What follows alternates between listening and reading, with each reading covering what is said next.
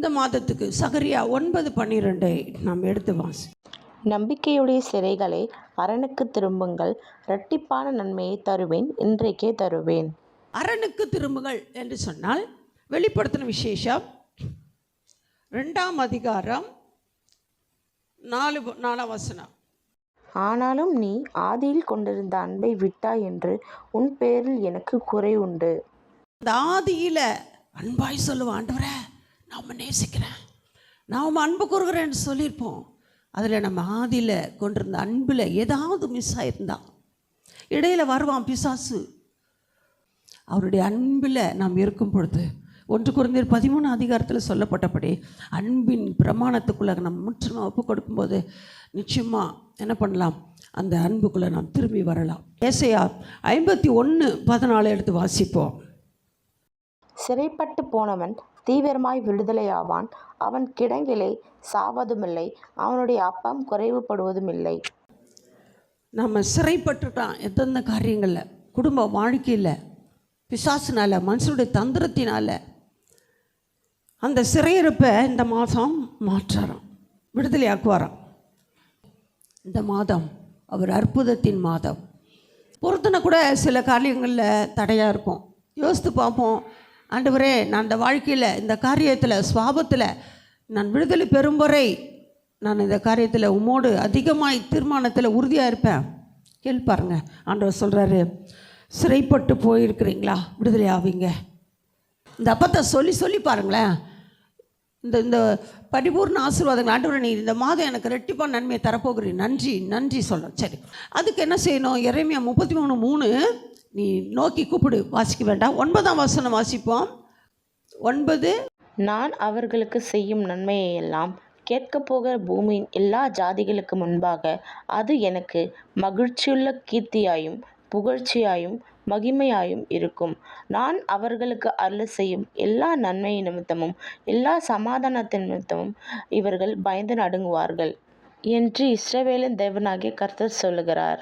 மற்றவர்கள் ஏரணப்படுத்தின மக்கள் மத்தியில் நம்மையும் நம்முடைய குடும்பத்தையும் நன்மையினால் சீரும் சிறப்புமாக எல்லாவற்றையும் கர்த்தர் மாற்றுவேன், நடத்துவேன் என்று சொல்கிறார்.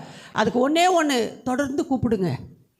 ஏசப்பாட்ட காலையில் ஜெபம் பண்ணுங்க, பொருத்தனை பண்ணி ஜெபம் பண்ணுங்க, தீர்மானம் பண்ணி ஜெபம் பண்ணுங்க. கர்த்தர் இந்த மாதத்தில் சொல்கிறாரு, நான் நடத்துவேன். அல்லேலூயா. நீங்கள் வளரும்படி புதிதாய் பிறந்த குழந்தைகளைப் போல திருவசனமாகிய களங்கம் இல்லாத ஞானப்பாலை மேல் வாஞ்சாருங்க. நீ வளரணும்னா, நீ இப்போ என்னுடைய வாழ்க்கையில், என்னுடைய வயிற்றில் பிறந்திருக்கிற, வசனத்தினால் பிறந்திருக்கிற, தெய்வ பிரசனத்தினால் பிறந்திருக்கிற, ஆனால் நீ இன்னும் வளரனா, என் வசனத்தை நீங்கள் வளரும்படி புதிதாய் பிறந்த குழந்தைகளைப் போல திருவசனமாகிய களங்கம் இல்லாத ஞானப்பால். களங்கமே இல்லாத ஒரு ஞானப்பால் தான் தெய்வ வசனம். வாஞ்சேரு இன்னைக்கு முக்கியத்துவம். ஆண்டவர் ஆதியிலே வார்த்தை இருந்த அந்த வார்த்தை தேவனா இருந்தது, வார்த்தை தேவனிடத்துலேருந்து வந்தது. அல்லேலூயா. அவர் தான் வார்த்தை. அவரை நேசிக்கிறேன்னு சொன்னால் அவருடைய வார்த்தையை நீ நேசிக்கணும், அதை நீ சொல்லணும், அறிக்கையிடணும். சரியா? அப்போ அந்த வசனத்துக்கு நீங்கள் முக்கியத்துவம் கொடுக்க வேண்டும். சோத்திரம். இந்த மாதம் ரெட்டிப்பான நன்மை பெற வேண்டும் என்று அடுத்து சொல்கிறாரு. ஏசாயா 61:1-7 வாசிங்க. கர்த்தராகிய தேவனுடைய ஆவியானவர் என்மேல் இருக்கிறார். சிறுமைப்பட்டவர்களுக்கு சுவிசேஷத்தை அறிவிக்க கர்த்தர் என்னை அபிஷேகம் பண்ணினார். இருதயம் நொறுங்குண்டவர்களுக்கு காயம் கட்டுதலையும், சிறைப்பட்டவர்களுக்கு விடுதலையையும், கட்டுண்டவர்களுக்கு கட்டவிடுதலையும் கூறவும், உங்கள் வெட்கத்துக்கு பதிலாக இரட்டத்தனியாய் பலன் வரும், லட்சைக்கு பதிலாக தங்கள் பாகத்தில் சந்தோஷப்படுவார்கள். அது நிமித்தம் தங்கள் தேசத்தில் இரட்டிப்பான சுதந்திரம் அடைவார்கள், நித்திய மகிழ்ச்சி அவர்களுக்கு உண்டாகும். 1ஆம் வசனம் சொல்லுது, கர்த்தருடைய ஆவியானவர் என் மேல் இருக்கிறார். அப்போது கர்த்தருடைய ஆவியை பெற்ற நாம் மௌனமாக இருக்கலாகாது. எந்த இடத்துலையும் சரி, நீ பெற்ற நன்மையை மற்றவர் சொல்லணும். அதுதான் சொல்கிறாரு. அந்த ஆவியானவர் எதற்காக? சிறுமைப்பட்டவர்களுக்கு சுவிசேஷத்தை அறிவிக்க. நீ தனிப்பட்ட வாழ்க்கையிலே தனிப்பட்டவளாய் ஒரு மனிதனுக்கு, ஒரு மனுஷிக்கு சொன்னீங்கன்னா, அந்த ஒரு மனிதன், ஒரு மனுஷி, அந்த கம்பெனியோ, அந்த ஆஃபீஸோ, அந்த வீடோ, அந்த தெருவோ, அந்த மக்களோ, அவர்கள் என்ன பண்ணுவாங்க? அவர்கள் மூலம் அந்த முழு குடும்பத்தில் இவர்கள் பெற்ற வேத வசன வெளிச்சம் அந்த குடும்பத்திற்குள்ள இருளை மாற்றும். அல்லேலூயா. அந்த வசனத்தை சொல்லுங்கள். ஸ்தோத்திரம். அவர் சொல்கிறாரு, எதுக்கும் நான் அபிஷேகம் பண்ணேன்? உங்கள் மூலமாக உங்கள் வெட்கம் மாறுவது மட்டுமல்ல, உங்கள் சந்ததி வெட்கத்தை மாற்றுவது மட்டுமல்ல, ஜனங்கள் மத்தியில் நீங்கள் ஒரு வார்த்தை சொன்னால் போதும். ஆண்டவர் சொல்கிற ரெட்டிப்பான நன்மை பெற.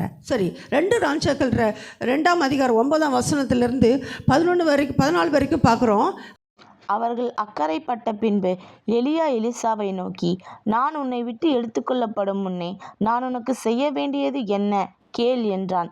அதற்கு எலிசா, உம்மிடத்தில் உள்ள ஆவியின் வரம் எனக்கு இரட்டிப்பாய் கிடைக்கும்படி வேண்டுகிறேன். அங்கே என்னன்னா, எலியா எலிசா இந்த 2 காரியத்தை இவர்களுடைய உறவில் அவர் சொல்கிறார், எனக்கு ரெட்டிப்பான வர வேண்டும். அங்கே என்ன நடந்தது? நான் போகும்போது என்னை பார், என்னை பிடித்துக்கொள், என்னை பார். எலிசாவுக்கு ரெட்டிப்பாய் கிடைத்தது. நாம கூட அதை பெற்றுக்கொள்வோம். நான் விளக்க இதில்லை. அப்போது நம்முடைய வாழ்க்கையில் நான் ரெட்டிப்பாய் பெற ஆண்டோட சமூகத்தில் என்ன பண்ணோம்? நம்மை முற்றிலுமாய் ஆண்டுக்கு ஒப்பு கொடுத்து ரெட்டிப்பான நன்மையினால் நிரப்ப நம்மை அர்ப்பணிப்போம். கர்த்தர் நம்மை ஆசீர்வதிப்பார். அது மட்டுமல்ல, யோபு பார்க்குறோம், அவருடைய வாழ்க்கையில் ரெட்டிப்பாய் பெற்றார் இல்லையா? ஆனால் நம்முடைய வாழ்க்கையில் அவர் என்ன செய்தார்? ஸ்தோத்திரம் பண்ணார், பாடுகளை சகித்தார். நம்ம அந்த வண்ணமாக அவர் பாருங்கள், 4 ஃப்ரெண்டு வந்து நிறைய பேர் பேசுனாங்க, ஆனால் அதையெல்லாம் அவர் சகித்தார். இன்றைக்கி நமக்கு போராட்ட பிரச்சனைனா எல்லோரும் வந்து குத்துவாங்க, வேதனைப்படுத்துவாங்க. ஆனால் ஆண்டவர் அங்கே என்ன சொல்கிறார் பாருங்கள், ஸ்தோத்திரம். அப்பொழுது அவனுடைய எல்லா சகோதர சகோதரிகளும் அவனுக்கு அறிமுகமான அனைவரும் அவலத்தில் வந்தாங்க. நம்முடைய பாடுகள் அநேகரை வர வைக்கும், அநேக காரியங்களை செய்ய வைக்கும், அநேக தடைகளை உடைக்கும், அநேக வாசல்கள் திறக்கப்படும், அநேக கிருபை வரங்கள் மட்டுமல்ல, செழிப்பான ஆசீர்வாதங்களை கர்த்தர் தந்து அவன் வீட்டில் அவனோட போஜனம் பண்ணி கர்த்தர் அவன் மேல் வர பண்ண சகல தீங்கு நிமித்தம் பாருங்கள், அவனுக்காக அங்காள ஆய்த்து அவனுக்கு ஆறுதல் சொல்லி அவரவர் ஒவ்வொரு தங்க காசையும் அவரவர் ஒவ்வொரு பொன் ஆபரணையும் அவனுக்கு கொடுத்தார்கள். அல்லேலூயா. நம்முடைய வாழ்க்கையில் ரெட்டிப்பான சந்தோஷம், ரெட்டிப்பான எல்லாம் செழிப்பு கர்த்தர் நமக்கு இந்த மாதத்தில் தரப்போகிறார். அதற்காக நம்மை ஆதி அன்புக்கு நாம் கடந்து வருவோம். ஸ்தோத்திரம். ஆதி தீர்மானங்களை நாம் செய்து ஸ்தோத்திரம் நம்ம ஆண்டவரை பற்றி கொள்வோம். எப்படி எலியாவை எலிசா பற்றி கொண்டது போல நாம் கூட ஏசப்பா, ஏன்னா அவன் பாடுள்ள மனுஷன், கருத்தாய் ஜெபிச்சவன் பாருங்கள். ஸ்தோத்திரம். ஏன் அவர் பற்றி கொண்டார்.